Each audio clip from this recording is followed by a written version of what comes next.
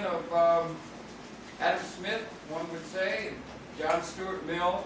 He's an intellectual, and he's very concerned with the idea of expanding, if I'm not going to put words in his mouth, of expanding ownership, which those of you who are familiar with me that I'm very familiar with. He was associated, he knew the work of Mortimer Adler and others, and he's going to talk to us today. Happy to greet people who are watching perhaps on the stream. It's now streaming to the internet, this program, and we've got a few people here. And so I think he's got schedules to keep. It's a rainy night. It's Passover. It was a heck of a way of scheduling an event in New York City on the night of Passover, because everybody's at Seder's and things like that. That was my fault. It wasn't on my calendar, right? They didn't realize it was Passover. But anyway, welcome one and all. He's attended by his lovely wife, Denise. And everybody find a seat, okay? I'm going to get near the door to keep track of that. Don't let Jackson and Humphrey, the dogs, con you out of too many cookies, if you can imagine. So without further ado, I'm going to introduce you to Ray Carey, our esteemed guest. And he's a very, very important person. Happy to say we're going to put this up on YouTube by tomorrow, Ray, so that it'll be available in archive. And so without further ado, welcome Ray Carey, a very important person, particularly in terms of understanding economics in a very interesting way that he's been following for a very long time. So give a round of applause to Ray Carey. Thank you, Harold. You're doing wonderful things for me. I was mentioning that my wife and I have only been married for 59 years. She never realized how important I was. You didn't know each other, are you? Try and talk up if you can, Ray, for the camera, okay? Okay. Please. I'd like to talk about the conflict in capitalism in three categories. I've tried to describe them as I understand them and compare them. And then I would like to go through what I think was the two tracks that we were on in the fourth quarter of this year. And finally, I'd like to compare the reforms going on. And my point there is, and that I'll make at that time, is that the reforms you hear about are all fixing finance capitalism, which got us into this trouble, and really do not address the fundamentals of the good capitalism. So those are the three areas.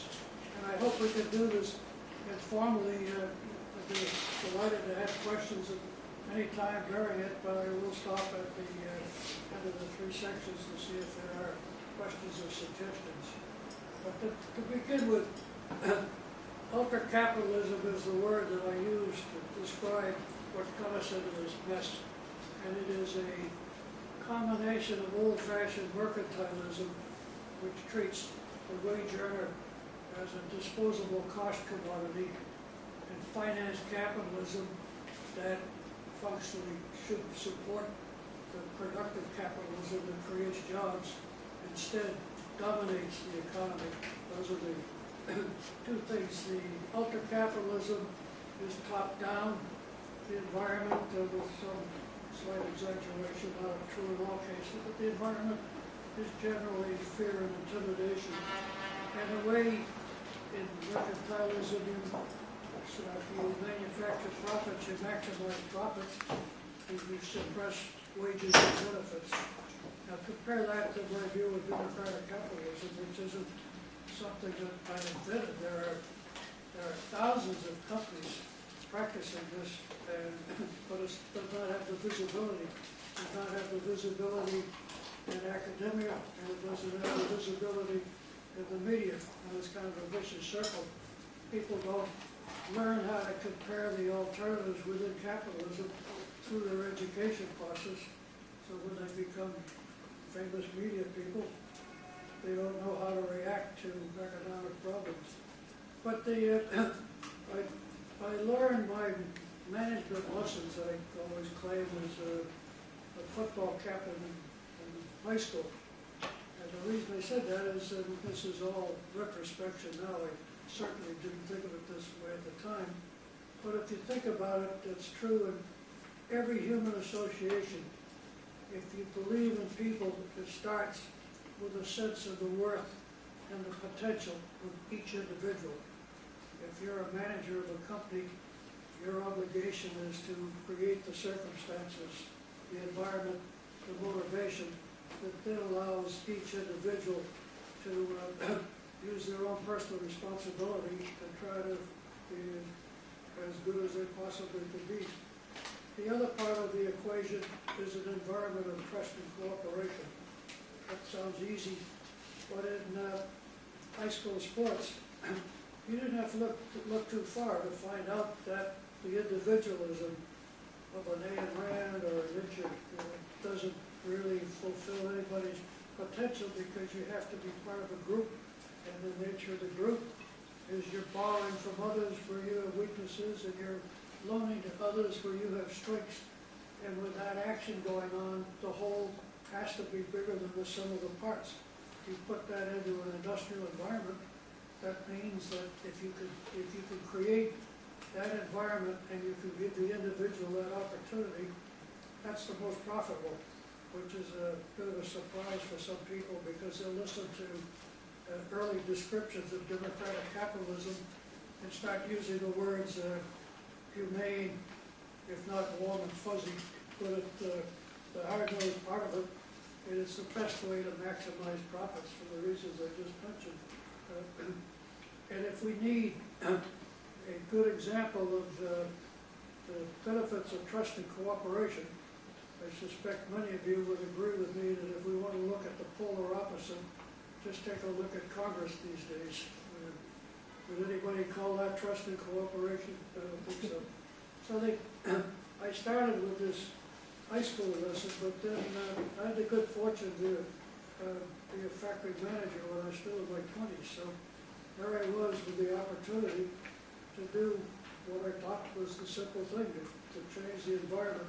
This was a company in Bayonne, New Jersey, that had lost money for years. It was older than Westinghouse in the motor business, and it was an awful company.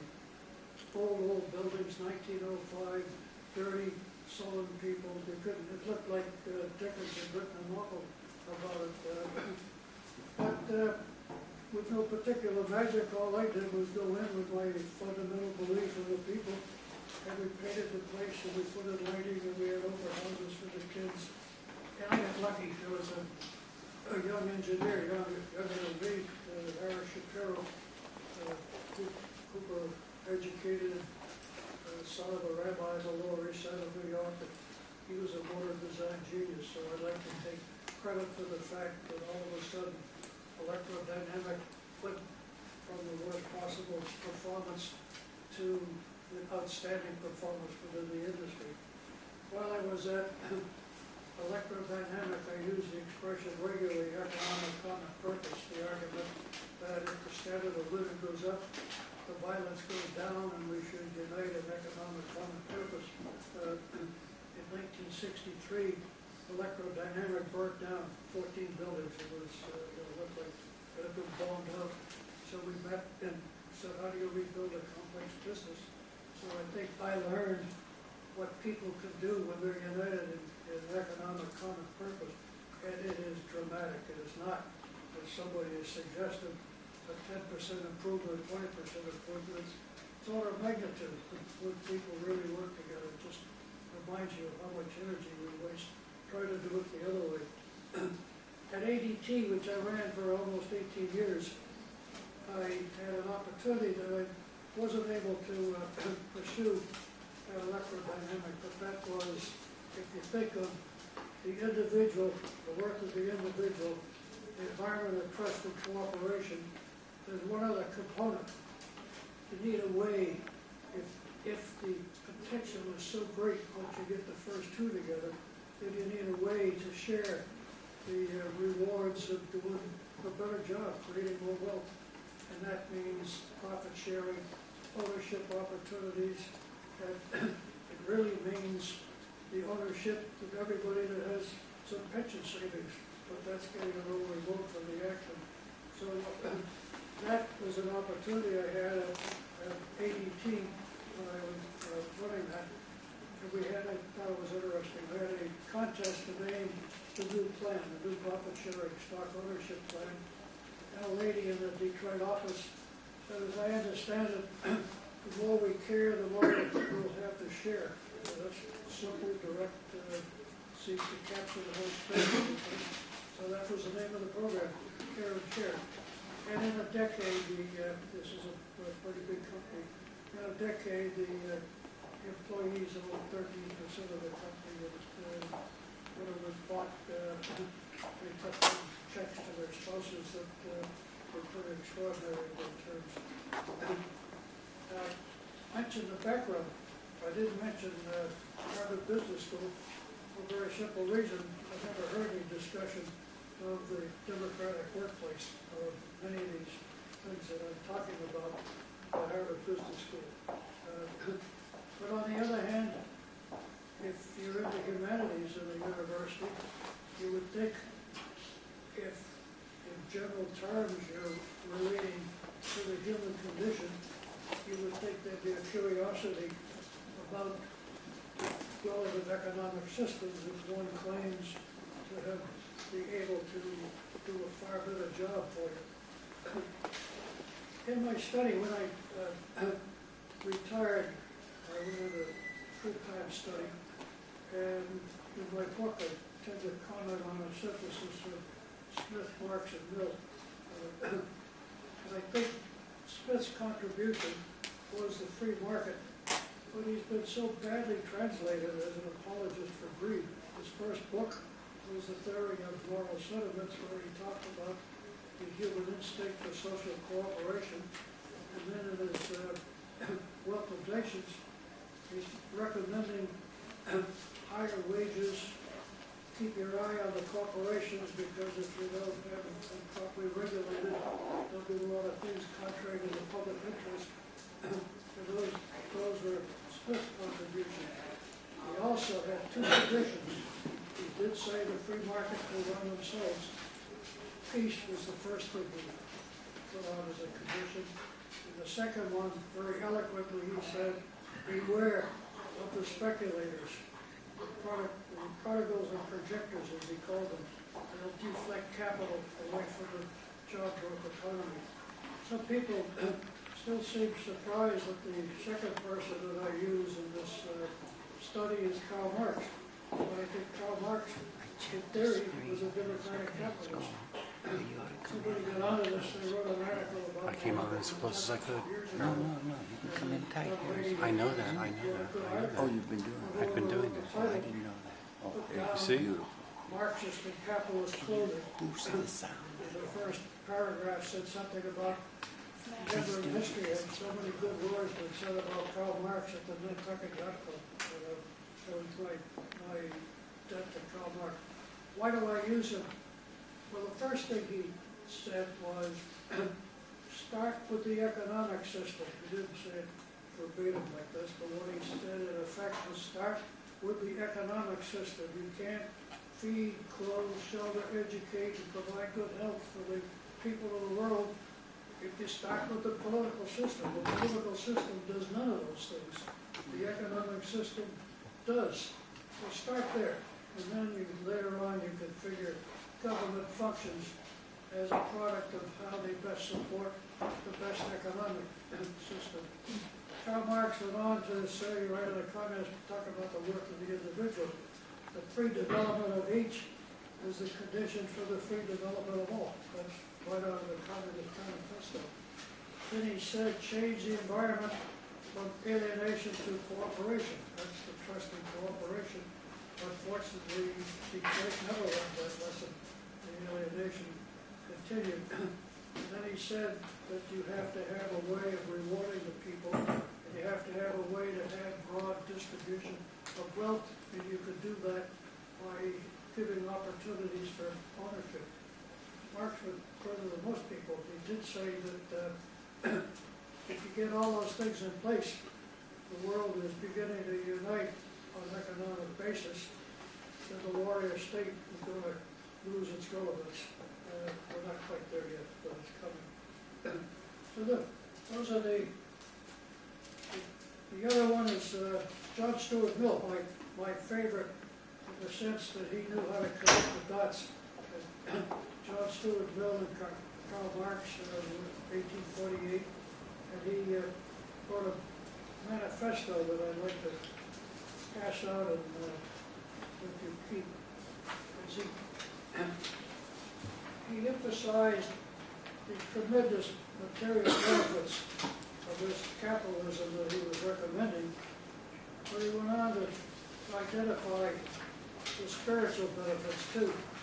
And if I say today that democratic capitalism is not only the most profitable, but it's the most moral, that people wonder about that as an immediate contradiction.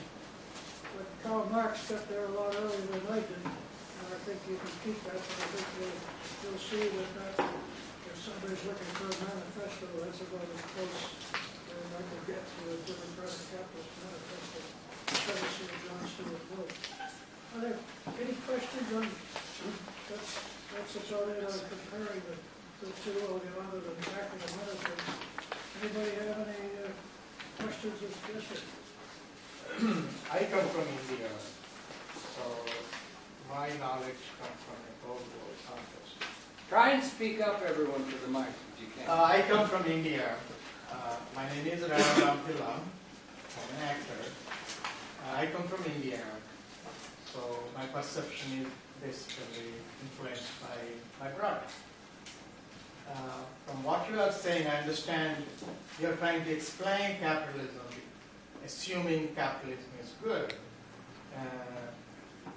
But the problem I have with your title itself is there is a contradiction in the title, democratic capitalism. Can there be any democratic capitalism from what is really happening now? Because we said the socialist state failed. Now the capitalism, this recession, shows another similar failure. So don't you think this whole democratic capitalism is a contradiction in terms of, because capitalism is based on greed, that's true, and recession? Good question, except everything I just said was trying to explain why that perception is, pardon the expression, superficial and begs for further analysis of the conflicting forms of capitalism, democratic capitalism, and I'll get into that. If you look at information age industries, and incidentally, there have been more people taken out of dire poverty in India in the last decade than there have been in history by a modified form of democratic capitalism. It's at the company level. Between China and India, there's almost 1 billion people that come out of terrible poverty. Right? No, I beg to differ there because, first of all, the poverty gap between the poor people and the middle class has further expanded because of this outsourcing and whatever going on. So it's not actually true that India has come out of poverty. And also it has still the hangups of the colonialism because of the exploitation. We have been exploited. So we haven't been fully away from it. So the middle class is getting benefited with some of the advantages. Who would control or help to maintain the state structure. That's what is happening in India. I think history will support the idea that you have to see momentum building a new middle class. A lot of people that are in the Indian middle class were not in the middle class 10 years ago. They have had the opportunity. If I may take one more step. And in due time, that spreads. That was one of Smith's theories. That if you get enough people with enough wealth, the volume goes up, the cost goes down, more people can afford to buy. In the tracks I'm just going to talk about, one of the positive things is the whole advent of the information age industries. You could see the industry following the technology. The technology brought us the Industrial Revolution, but that was wage slaves. And the people in the Industrial Revolution, to a large extent, were demeaned. in the information age, they depend on the cognitive power of the people. They have to have a democratic workplace. If they don't have a democratic workplace, they don't succeed. So I think that's one of the most positive things going on. For the first time, we have an economically determined motivation to have a democratic workplace. And I think you'll see stories about many of them, but there are very few of them that can manage to try to succeed if they have not adopted forms of democratic capitalism. If I may ask, what is your definition of democratic base? Is it one man, one vote, or? I tried to explain it's the work of the individual. It's not democratic in a political sense. It's democratic in a sense of looking for equal opportunity in the workplace for everybody, and looking, most importantly, for the opportunity for them to reach their potential. And I think that's what they're able to do. But it has to be in an environment of trust and cooperation, or it won't work. And I think there are plenty of examples that support the idea that a team of superstars regularly gets beaten by a team where there's cohesion and trust and cooperation. On the two tracks of these two forms of capitalism, the first track is the positive track, and it begins with the European Union.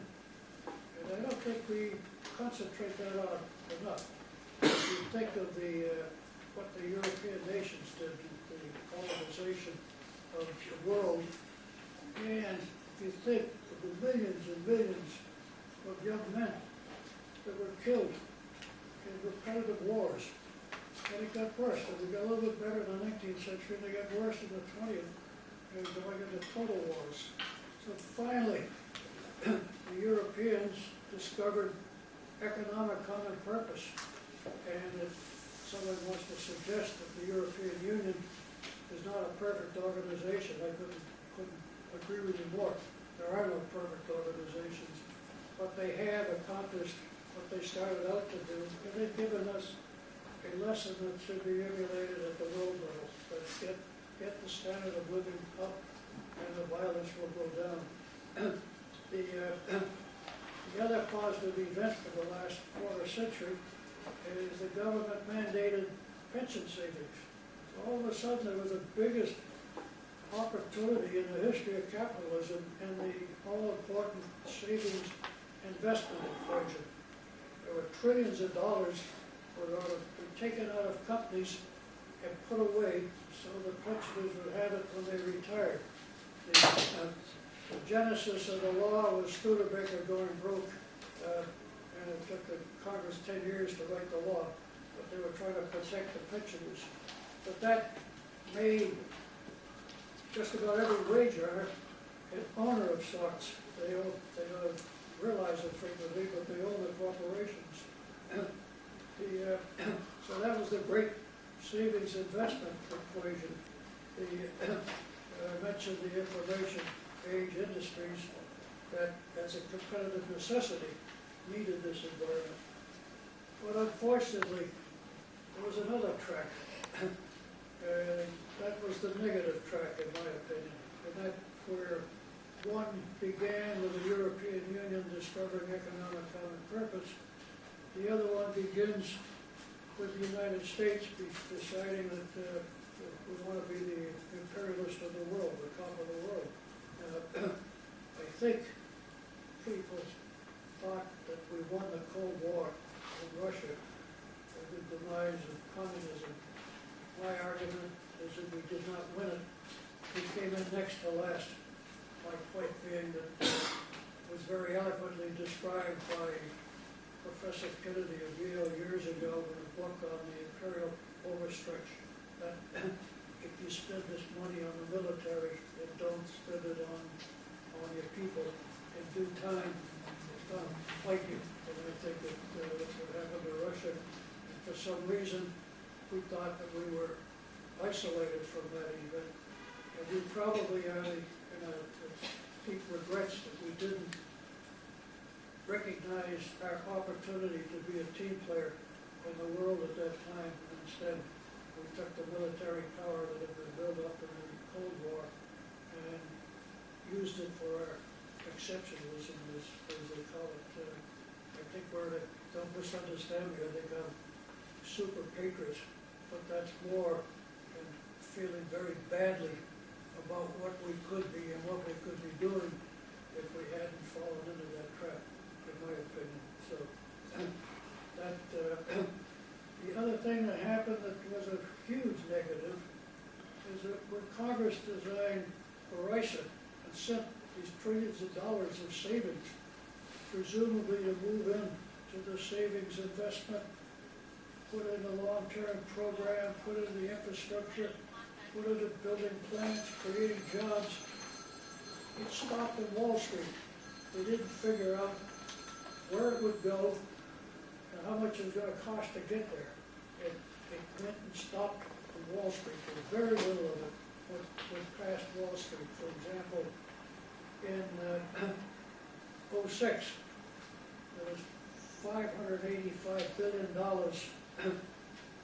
more spent on stock buybacks, which is an arithmetic way to hike the price of the stock and the value of the options, and deals, and virtually every deal had the common denominator of firing people in order to sacrifice long-term programs for the present benefit. So ERISA, which could have been the greatest savings investment opportunity in history, turned into the powerful mechanism that Wall Street used to create a short-term environment.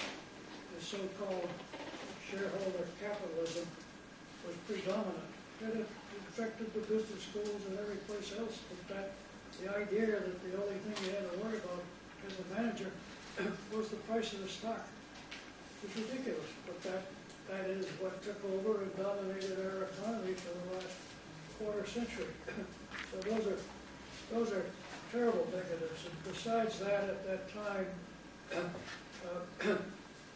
the Wall Street firms went public, which the good old firms like Goldman Sachs, John Whitehead, who was the co-head of Goldman Sachs, was a good friend of mine and quoted very nice testimony on the back of my book. And at his time, Goldman Sachs wouldn't get involved in a hostile takeover. We've now advanced to the point of where Goldman Sachs will do anything that makes a buck, including selling a product over here as though it's going to add value. At the same time, another part of the company is shorting the stock, betting it's going to go down. So they're going to make it in both directions, which is pretty sad. The other negative is perverse incentives.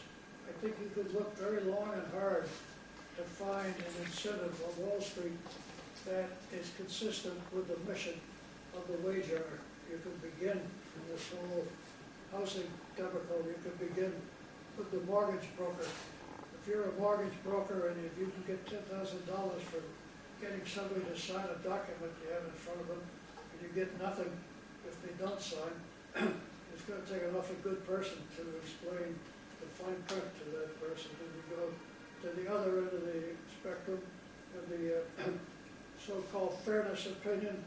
The investment banks get tons of money for giving a fairness opinion. Yes, this is a good deal. Warren Buffett, God bless him, he comes out with some good ones, but he says that fairness opinion is like asking your barber if you need a haircut.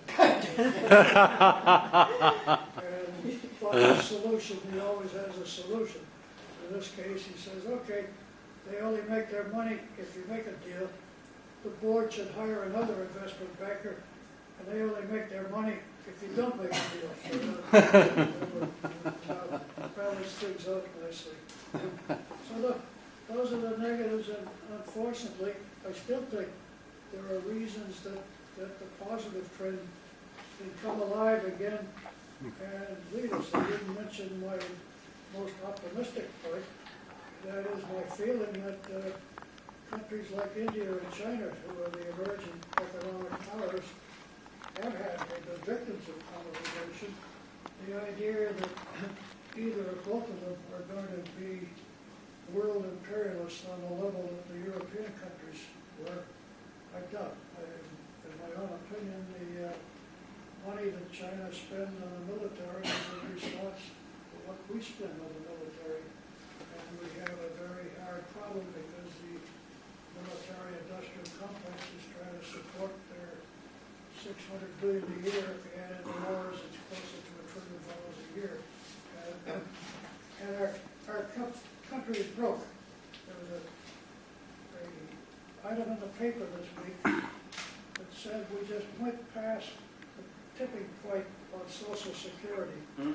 What that means is that along with all the other indebtedness that we have, we lost that subsidy, and it's going to get worse before it gets better.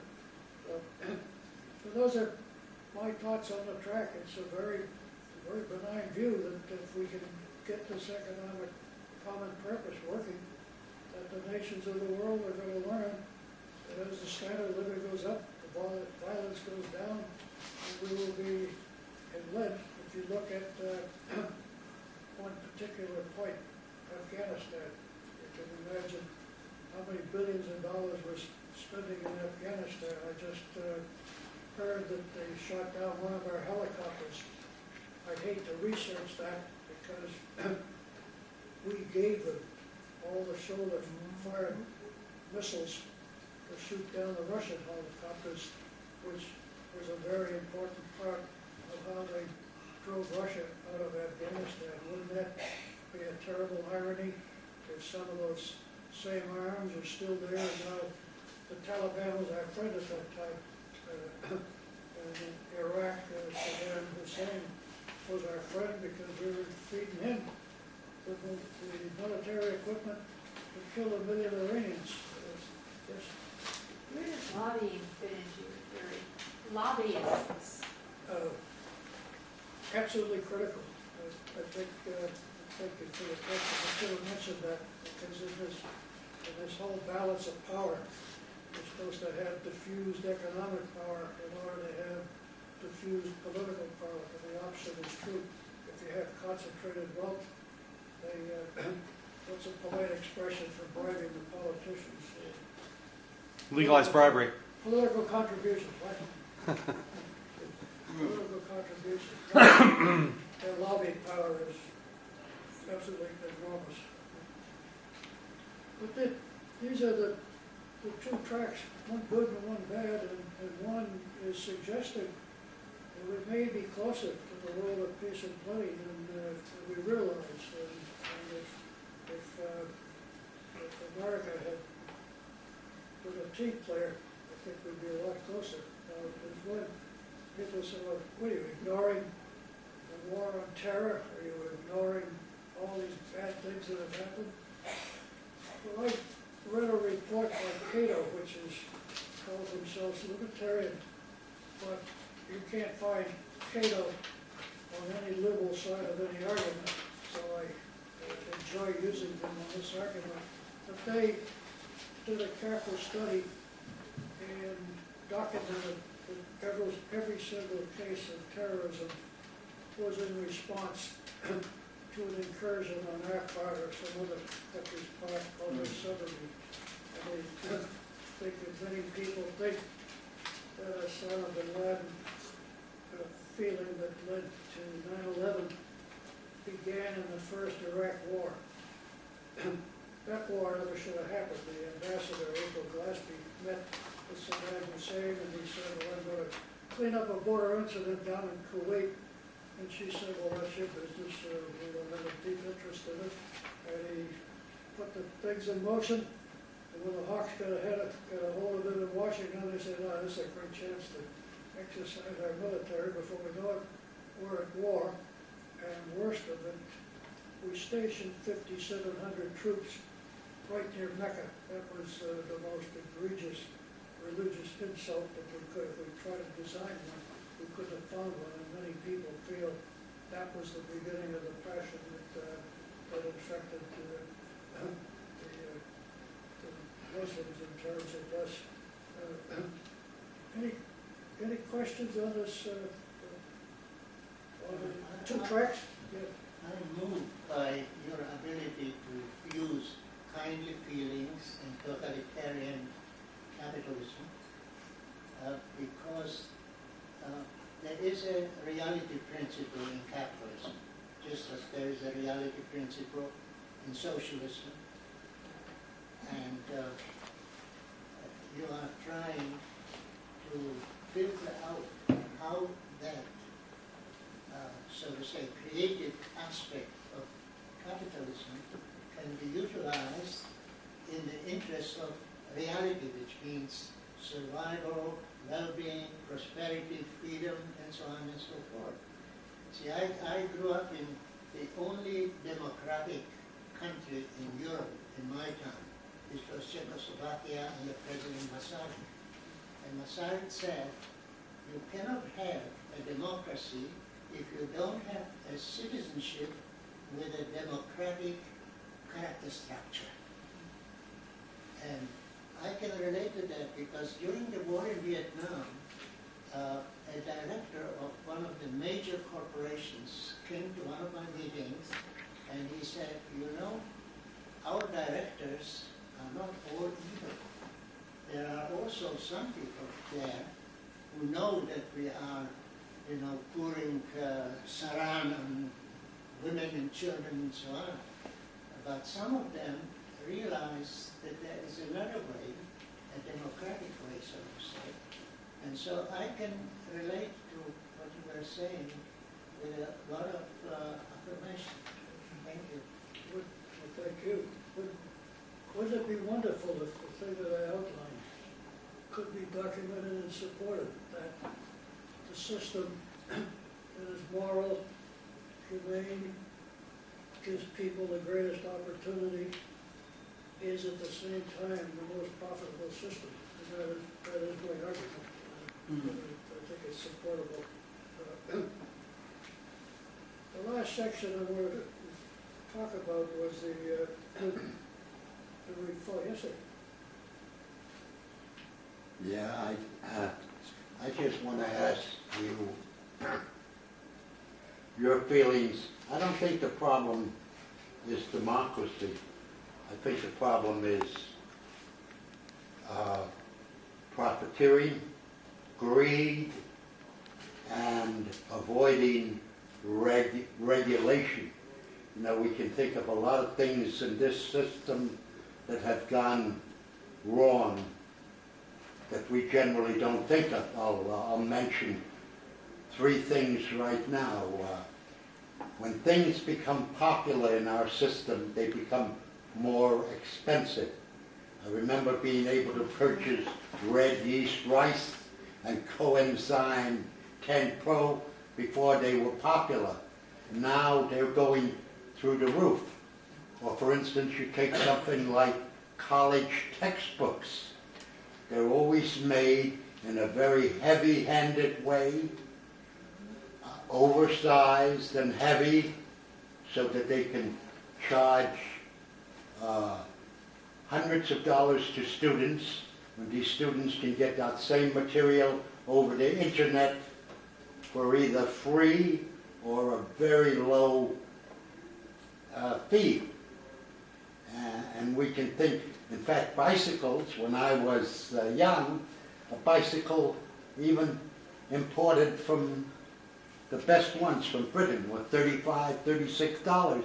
Now that it's a popular activity, I've come across bicycles that are a few $1,000s.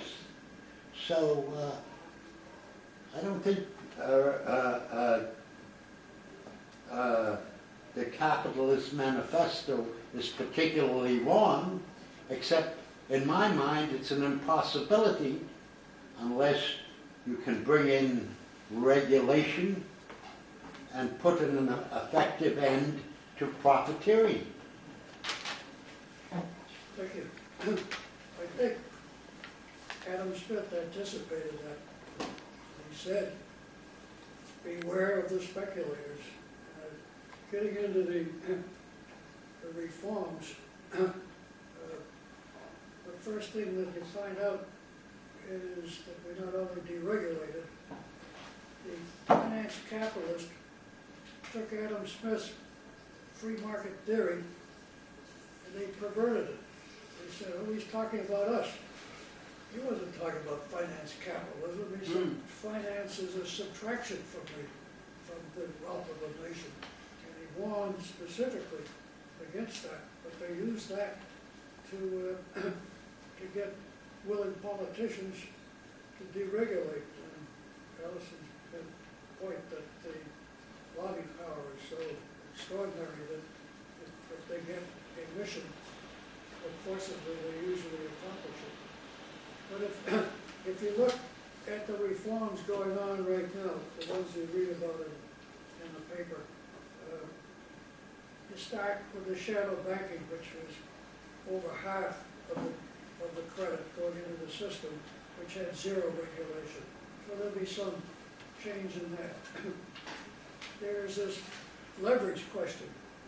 If you work out on the back of an envelope, if you've got $100 and you bet on the carry trade, the interest rates in Japan against the interest rates in some other country, and you might make yourself 3%. If you borrow $5,000 at 50-to-1 leverage, you can make 150% or something like that. And that's what's gone on for the last quarter century. They kept having this greed, as you outlined, but the greed was demanded constant improvement in profits. And the only way they could improve the profits was to go from a 10-to-1 leverage to a 20-to-1 leverage to a 30-to-1 leverage. And the big thing that's wrong with that is that eventually you're going to miss a bet. And when you miss the bet, you now have a stack so high that it can bury the system in very awkward terms. That's part of what happened in this disaster that we've gone through. I mentioned the perverse incentives, the brokerage, mortgage brokers, and now they're talking about clawbacks. They have interesting expressions. The idea that the person who originates the loan does not keep any part of the loan is about as far as you can get from the old-fashioned idea that the bankers are responsible for determining the quality of the loan. And I think the expression there is they have to keep some skin in the game. And I think it's a legitimate idea. The one on the bonuses is there has to be a clawback. You've read the buzzwords in the paper.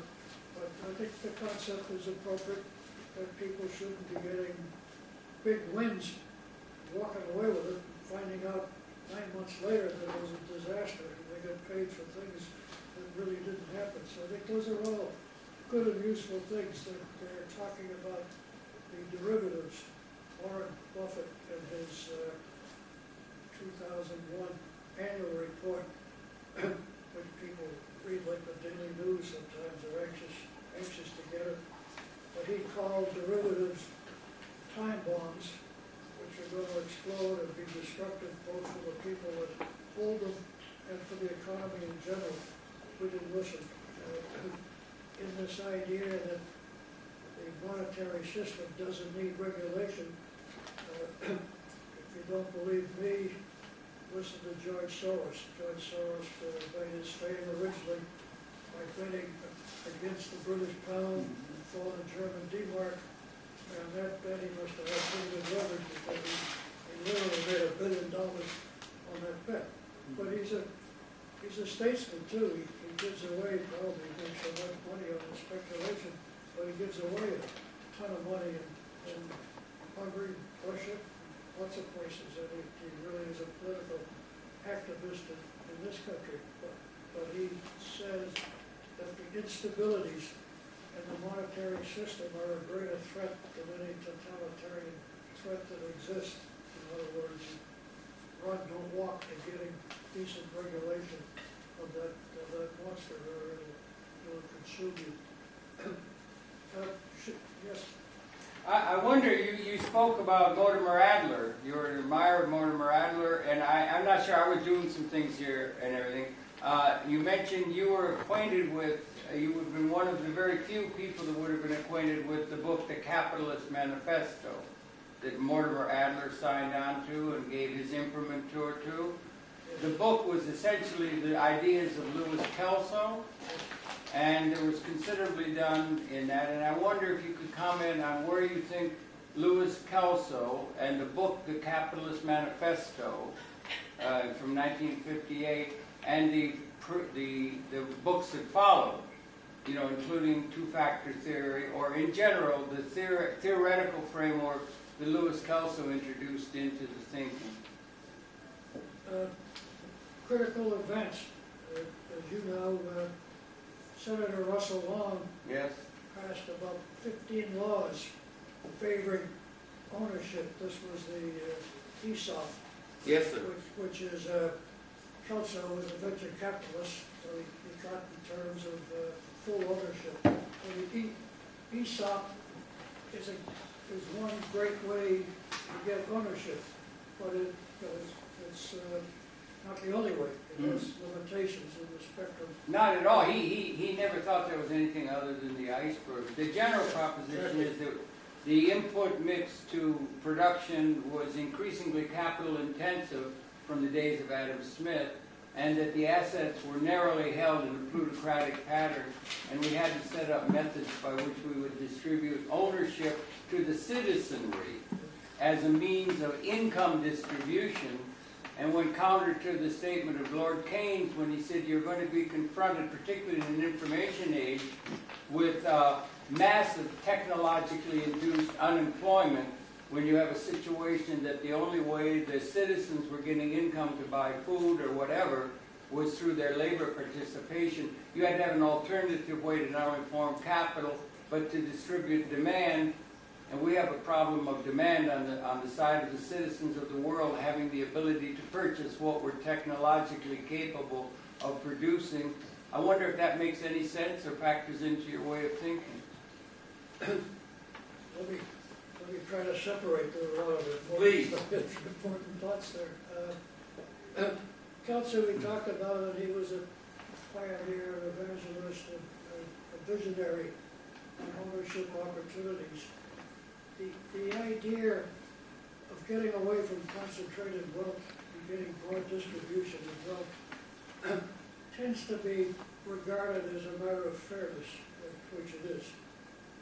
But it has an extraordinarily important economic reason, and that is that Adam Smith, if I get too far into this, or my wife will tell me that there are too many people getting the glazed eye look that you're getting into too much economic detail. But Adam Smith knew that the way wealth would spread around the world is if you use technology, which reduces the cost, and competition pushes that over to reduce the price. More people can afford to buy. There's a higher volume. The higher volume helps reduce the cost.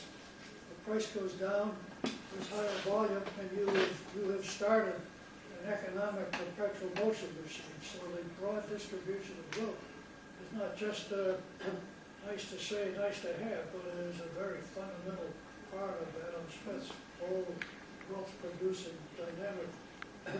Now the Adler, I have a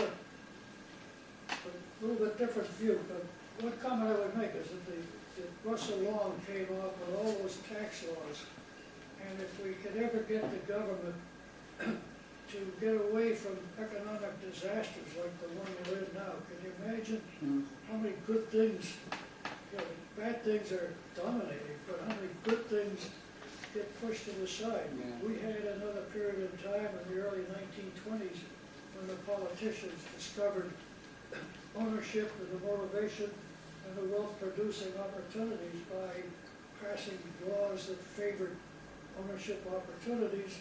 But then the Great Depression, the crash of '29, it gets overwhelmed by these things. Mortimer Adler, I tend to use for a different reason, Harold. The first thing he said when he discovered Kelso, he kind of fulfilled my view of the academician who has little interest economic alternatives, because it was almost like he made this amazing discovery that, wow, it isn't enough to just worry about the political structure. We have to worry about what kind of an economic system we work. And we're going to take that democratic theory and politics, which we don't really have a analysis for. We really don't have a democracy yet. No, An oligarchy, if an oligarchy is described as a few people having the power, both financial and legislative. do we have an economic plutocracy in terms of capital ownership? I'm not sure what that means. Well, that it's very concentrated at the top. Oh, no question. No question, and it's worse with, yeah, okay. Maybe? Yes, one question. When you mentioned the 1920s and the people's being able to acquire wealth, the stock market was there for them to be able to purchase on margin. It's very small little investment for a potential growth. Now, would you possibly compare that to right now, where homeowners were given an option to, where the bankers solicited them to get a loan on a piece of property, and the loan was of higher value than the property was worth, and that the margin fell in the 20s, and now the housing crisis is hit because of the same philosophy of letting somebody borrow more than what they could pay back if they lost. Yeah, the first thing the SEC did in the 30s under FDR was to raise the margin to 50%.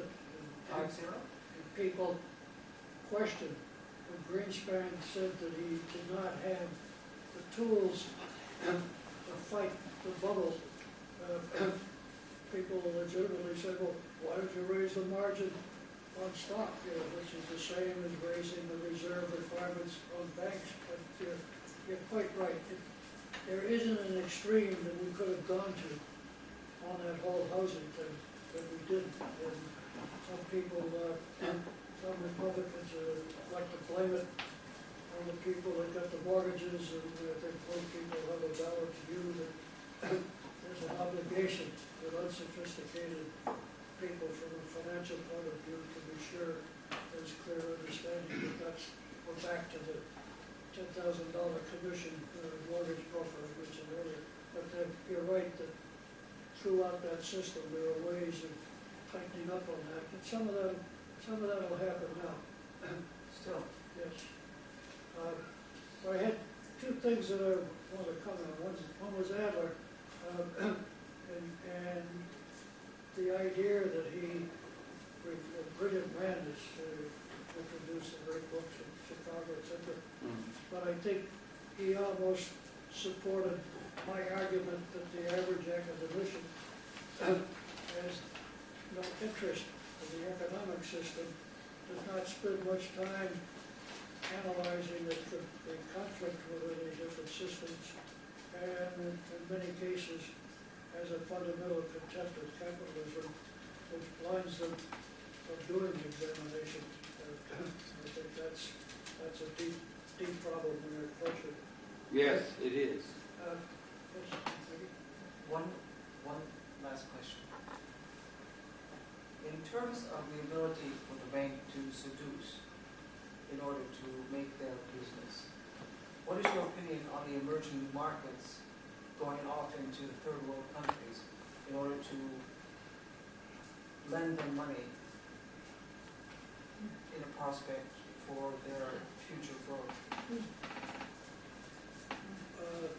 Next, The emerging markets market. yes, next thing, that brings me back to Afghanistan. The United States is in there spending hundreds of billions of dollars killing people. You know that China is building a copper mine in Afghanistan.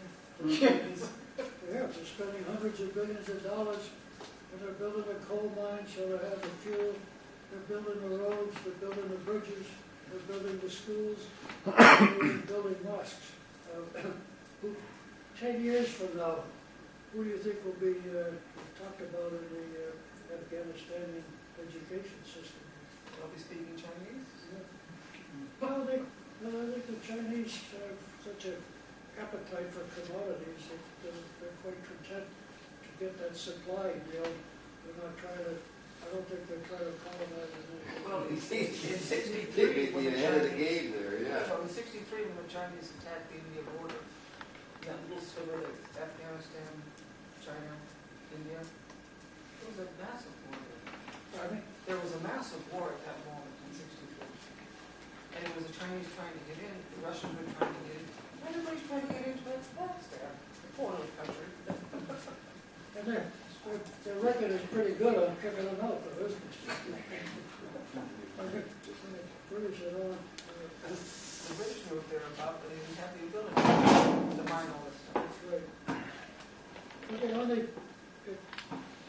I'm not sure if I answered that very well. Well, no, it was just, you know, I suppose, the philosophy of the emerging markets and what is truly their goal in trying to finance markets that are very undeveloped, simply, in many, many nations around the world.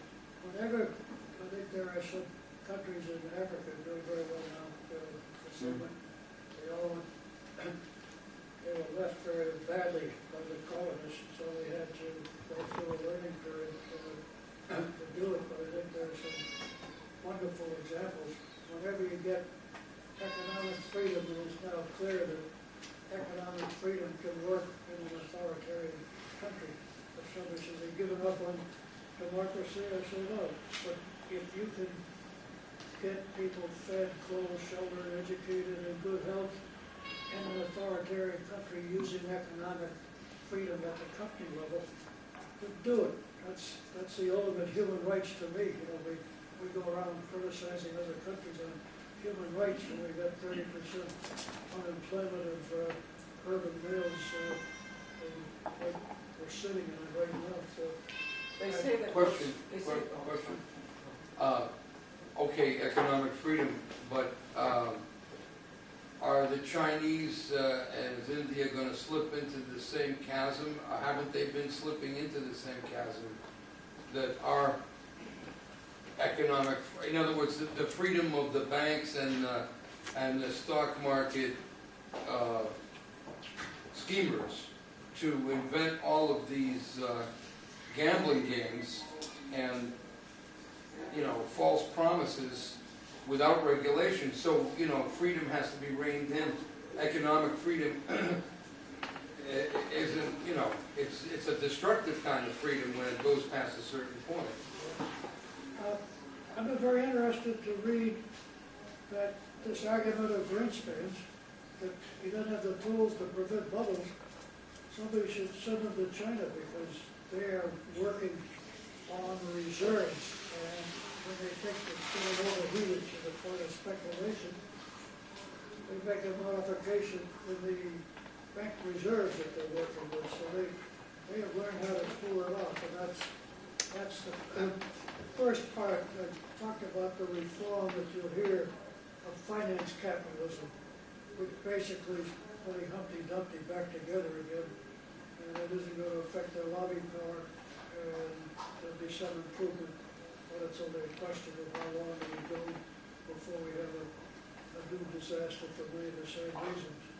But the reforms that I think are critical are the ones that address the fundamentals of capitalism, beginning, and this gets to this point, beginning with the idea that our government does not prevent asset inflation, stocks, and real estate.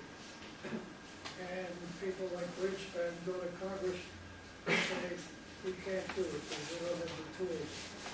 They can do it, they have the tools, the taxes, transaction taxes, income taxes, capital gains taxes.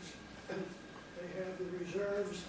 They should go and learn from China how to move your reserves to limit the speculation. But for the time of Alexander Hamilton, we have not tried to distinguish between money going to speculation and money going into the job growth economy. And that's the fundamental problem. Yep. And most people don't realize that the asset inflation has no reason to be. That the government prevents price inflation. We read the CPI, and why do they do that? The wealthy people that have the lobby power don't want to see their wealth eroded by price inflation.